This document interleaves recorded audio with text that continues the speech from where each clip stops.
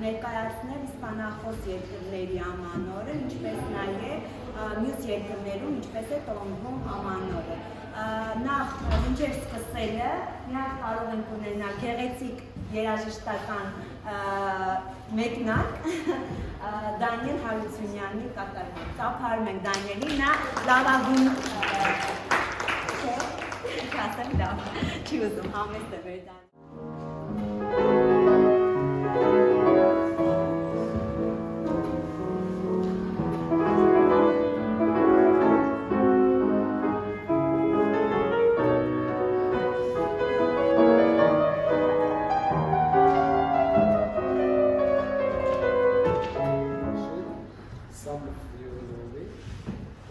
This is our project from English Group. We are presenting New Year in different countries to show contrast in our cultures. Personally, I am presenting New Year in China. I chose it because there are so many varieties and so many strange things. I think it's interesting. Their New Year date changes every year. It's based on the lunar schedule. It falls between the end of January and start of February. This year it will be on February 1st. There is some special food in China for New Year, and I chose to show dumplings because dumplings are believed to bring wealth and luck to those who eat them. And the saying goes that the more dumplings you can eat, the wealthier you will be in the new year. Also, tangerines and oranges are displayed very often. It's not because of their meaning, but because of their pronunciation. Tangerine, even their homes are red. This is one of my favorite facts because on the first day of New Year festival, let's call it like that, because their New Year is a few days, a line of days. On the first day, you are not allowed to take a shower or wash or even take out garbage, because as they believe, taking a shower washes off your luck for the New Year, and taking out the trash also takes out success out of the house. This is a bit cringy, I admit, but New Year in China associates with romance and love, so most people spend it with their families. And of course there are many single people who don't have a girlfriend or boyfriend, so many parents, they literally rent boyfriends or girlfriends for their children so that they don't feel miserable in the New Year. Yes, it's a bit sweet, but on the other hand, come on. Can you imagine spending the New Year with a rental boyfriend or a girlfriend? And the only reason I chose Chinese New Year is the Lantern Festival. And I'm going to be talking about how Japan celebrates New Year's. New Year in Japan is one of the biggest celebrations there. So it's called O Shogatsu. It happens between the 1st and the 5th of January. Since it's Japan, I would like to talk about their rituals of New Year's Eve and New Year's. One of the rituals that they do is, because half of Japan is Buddhist or Shinto, they go to temples and pray and do their stuff, and it's called Hatsumade. Another ritual, which I know some people know, that they wear kimonos. It's their cultural, one of their cultures. Postcards on the New Year's, which is called, sorry, I don't know, so I'm not going to pronounce that. So they would like to give each other some postcards to the people they love and appreciate too. And since Japanese people have amazing food, I would like to talk about their food on the New Year. It's packed with seafood and rice and many different kinds of food. And they eat lunch boxes with different types of really good stuff in it. So it's more of a seafood, yeah. because Japan is known for mochi and other kinds of sweets, one of their activities that they like to do is make mochi, which is the traditional way of mochi. They would gather around outside with their families and make mochi, and then eat it and have fun. Thank you for your attention. This is all I have for today.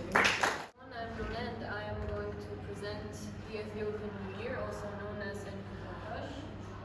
I chose it because after learning about it, I found out that there are a lot of similarities, but they're also very different from all the holidays that are celebrated at that time. So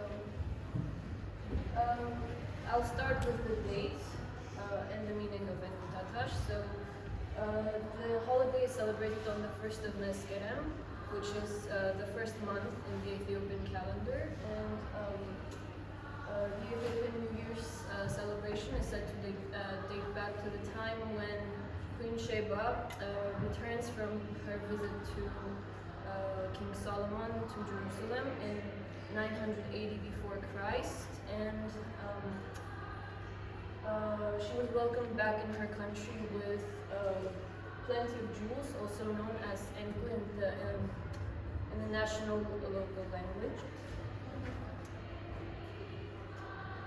The word Enkutosh is filled with symbolism, since it not only means gift of jewels, but it also represents the ending of the rainy season, during which the landscape of Ethiopia is filled with bright yellow colors, bright yellow flowers, also called Adeyababa in the local language.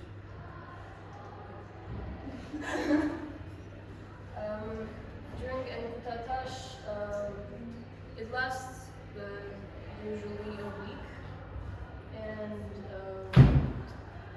Ethiopians light wooden candles, which are also known as chibo in the local language, and most families just gather to enjoy a traditional meal, and dancing is also very common around young girls especially. That's pretty much everything, because I couldn't find a lot of information about the holiday. Thank you.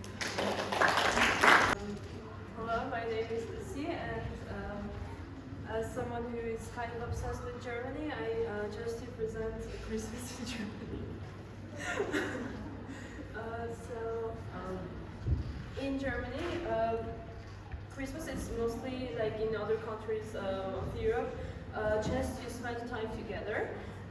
So on Christmas, people usually have holidays, and they gather with their families, go to see their families, and they usually celebrate Christmas together and use it as a chance to just be together. So I'm going to talk about the traditional German things, let's say, that usually take place during Christmas, or their symbols of Christmas and stuff. So the most popular ones are Christmas, really outstanding ones, like the ones in Frankfurt am Main, or the ones in Munich and some others. So usually big cities have these Christmas markets, and you can go there, buy stuff for Christmas, and it's usually a job for some people. Some people, it's their job to just sell stuff for Christmas, and they live with that money for the rest of the year, most of the time. And these Christmas markets attract many, like thousands of people at least. And well, you can go there and buy things for Christmas, for decorations, and they also offer their traditional foods, their national dishes and stuff. And in general, they look very beautiful. I have a picture of one here. And this one is in Goslar, and yeah, it's just pretty traditional, I think. The next one is Adventskranz, or as they say in German, Adventskranz. And so they have this rod that they put somewhere, for example in a plate or something. And then on every Sunday of Advent sites, they, also known as of December, they put one candle on their places, you know, and when the last candle is lit, already it means that it's already 4 Sundays have passed, and it's their Christmas soon, it's New Year, and yes. Can be pretty harsh if you can read their stories and stuff. They are pretty violent. I don't know why. And I wrote this before Christmas, so have a cozy and warm Christmas, and that's all.